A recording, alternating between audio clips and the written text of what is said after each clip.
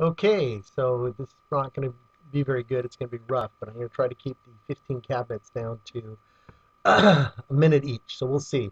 I've got way more material than that, and I spent a lot of time enjoying this. So anyways, we're going to just go from top to bottom alphabetically, starting with the Agricultural Department with Secretary Tom Vilsack. The big announcement was that they had filed an action against Mr. B Potato Chip Company for violating PACA. Now, PACA is the Perishable Agricultural Commodities Act, which I spent a lot of time researching and reading about, and it's fascinating.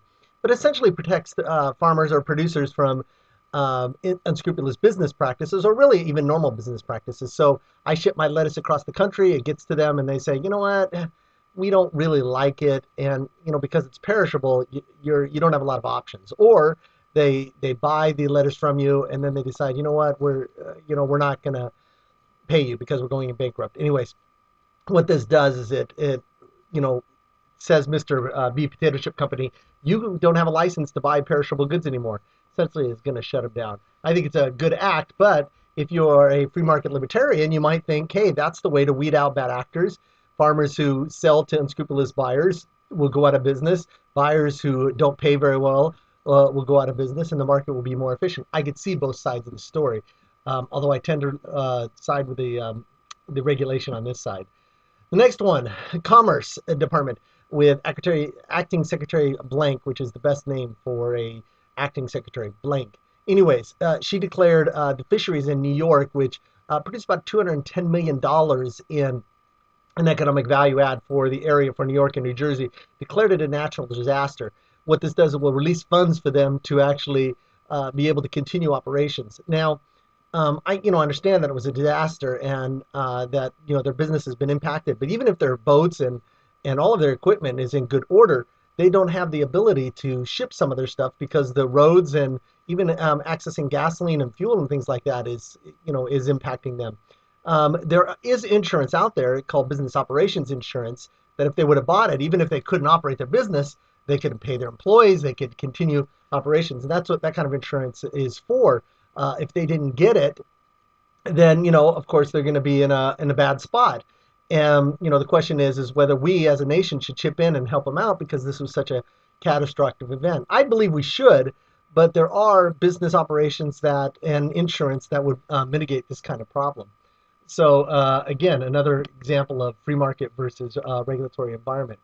The next one was the Defense Department with Secretary Leon Panetta, and they released a statement saying that they were very disappointed in the Senate for not passing a cyber protection bill. Now, the cyber protection bill, interesting, only in the Senate, they lost 51 to 47. Those in favor voted 51, and those who were against voted 47. But in the Senate, in order to move things along very often, you have to have 60 votes. So it got killed with the majority voting for it. Interestingly enough, 4 Republicans voted for it, and 5 Democrats voted against it.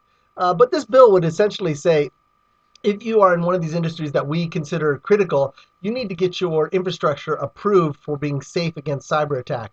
And if you do so, the government will give you release from liability from certain things. So it was, a win-win. But of course, the Chamber of Commerce came out against it and says any regulation against business is bad. The Defense Department is saying, hey, we need to protect the United States. And if the refinery shut down because of a cyber attack, that could really hurt our defense posture. Interesting thing that happened there. So let's move on to the Energy Department with Secretary Arne Duncan. There's a $400 million prize out there for districts to tap into. And what they can do is they apply for this race to the top, and then those funds would be dispersed. Now, 317 applications were submitted, covering about 1,000 school districts. Now, to put it in perspective, California has over 1,000 school districts. So to think that this is a vast majority is not correct thinking. Not only that, the application is very specific. It doesn't say how you need to evaluate teachers, but there must be a plan for evaluating teachers, which the Education Department has come under a lot of fire because, it's really hard. It is really hard to evaluate teachers, and the easiest way is to say, well, your students didn't do well, but there's so many factors, including the students and the family life and all of those other things. So we haven't been able to solve this problem of evaluating teachers successfully. So only about 15 to 25 awards will be given out of those 300 applications. And they'll get anywhere from $5 to $20 million And the whole idea is hopefully that they'll do something innovative that then can be tried in other school districts. The problem is with one-time prizes, you can't do anything that will actually fund programs like teachers. You can't hire a teacher with funds that won't be around from year to year. So an interesting story to follow.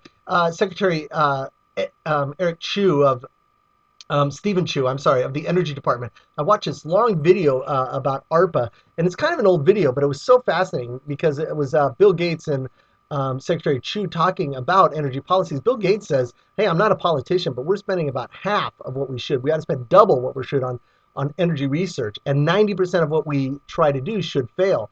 Now, Secretary Chu has come under a lot of fire because of the political um, football that people have used to saying, hey, Solyndra went out of business, and where are we wasting all this money for, and all of this, and I think it's unfortunate because DARPA, the original intentions of DARPA was, hey, what if there's a nuclear attack? We need to be able to transfer knowledge and data and all of in different parts of the United States, and of course the internet came out of that. And they also pointed out, which I thought was fascinating, is that the Wright brothers flew in 1913, and then some 60 years later, we're on the moon. And so it's hard to know, what's going to happen in 60 years. But the hope is that there is a lot of solutions in energy, and Bill Gates is putting a lot of his money in safer nuclear energy. Anyways, the talk was fascinating and definitely indicative that we ought to spend more money on these research. Health, Secretary Sebelius, they launched a new website, and the name of that website is, let me get this right, betobaccofree.gov.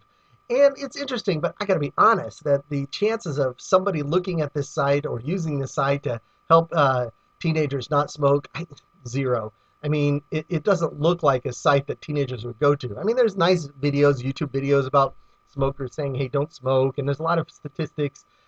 Interesting that the map of states that outlaw smoking in the workplace or in restaurants almost looks like a breakdown of the red, blue, who voted for Obama and who didn't, with a few exceptions like Utah. But anyways, it's a new website that's designed to try to help people stop smoking.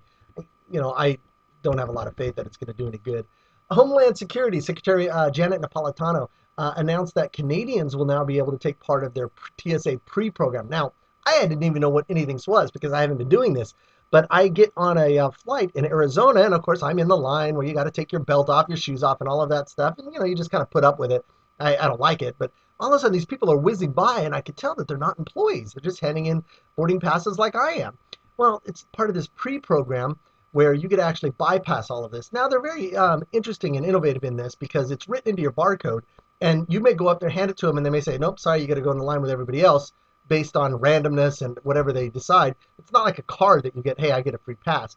But if you do get a pass, you don't have to take your shoes off. You don't have to take your laptop out. And it's a way to try to expand the program.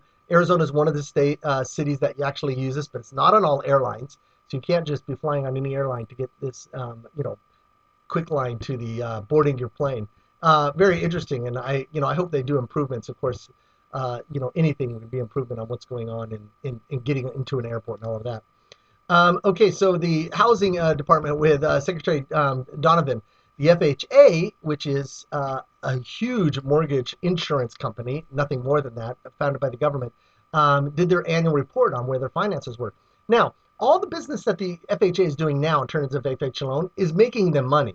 What's happening is all the loans they did before 2009, that's where they're losing their money. And the report came out and said, they're actually $16 billion in the hole.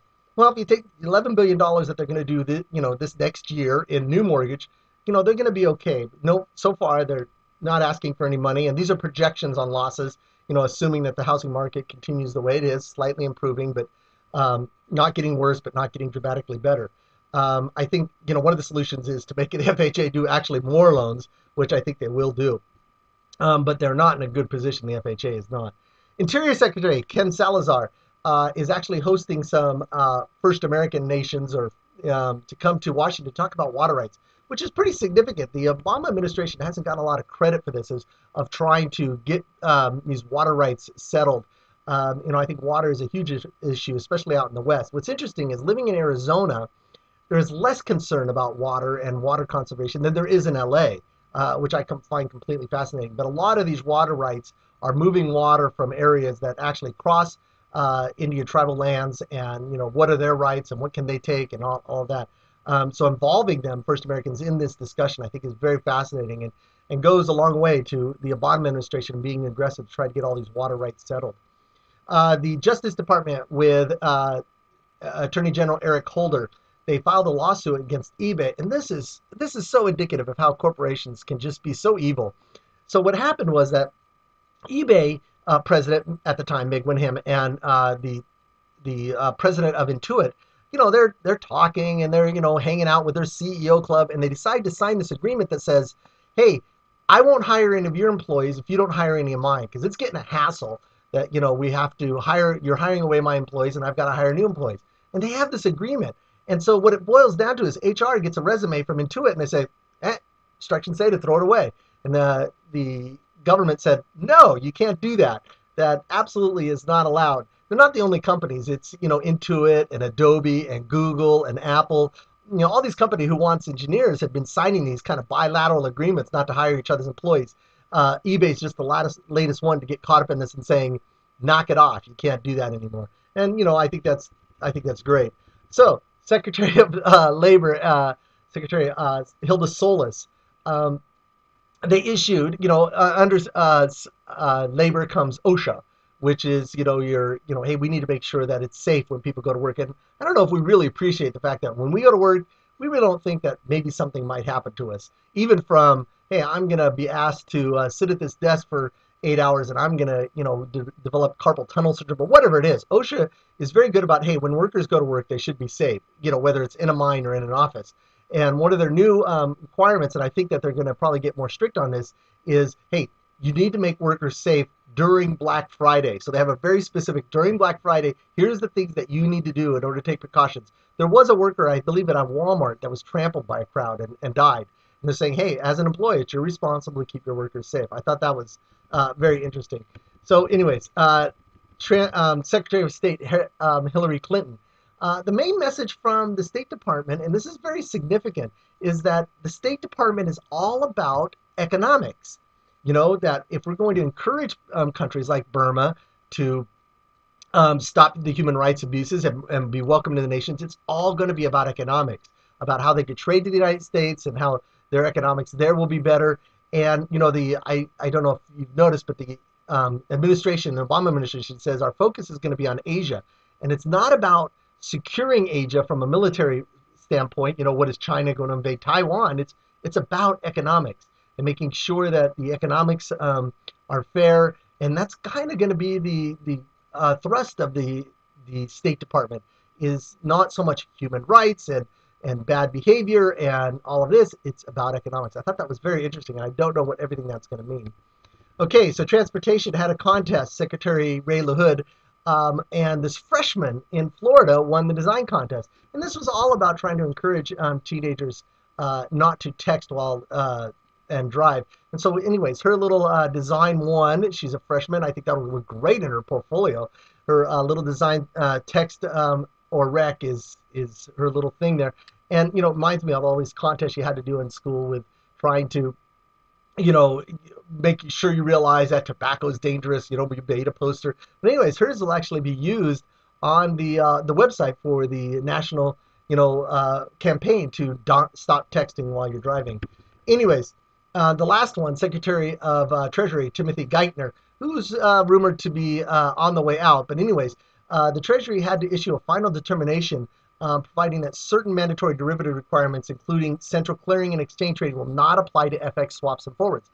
That's a lot of words, but what it means is that there's a big derivative market out there. And the derivative market is not, hey, I'm going to buy stock in IBM, and if it goes up, great, I own, my stock is more valuable. It's, hey, I'm going to buy a bet, a stock that has not in IBM, but a bet that someone else is going to bet against me that the IBM stock will go up. It has nothing to do with IBM, affects not IBM at all. And these are derivatives. Well, the Frank Dodd came out and said, well, we need to, kind of cap that, because that's kind of been illegal for a long time. You're not allowed to make these side bets that have no economic value. Well, everyone was wondering, well, what about financial? FX is, foreign exchange. And what about that? The idea is that, hey, in order to mitigate the loss that I may take because of all of a sudden the dollar is more valuable versus the euro. So I'm going to take bets to kind of mitigate my loss against that. And the ruling came out that those don't count in terms of the rules that apply to derivatives. So, anyways, that's my cabinet roundup for this day. I did it in 15 minutes. Hopefully, you got some good information. I got a ton. And again, hopefully, I'll be able to do these every week. Thanks. Have a good day.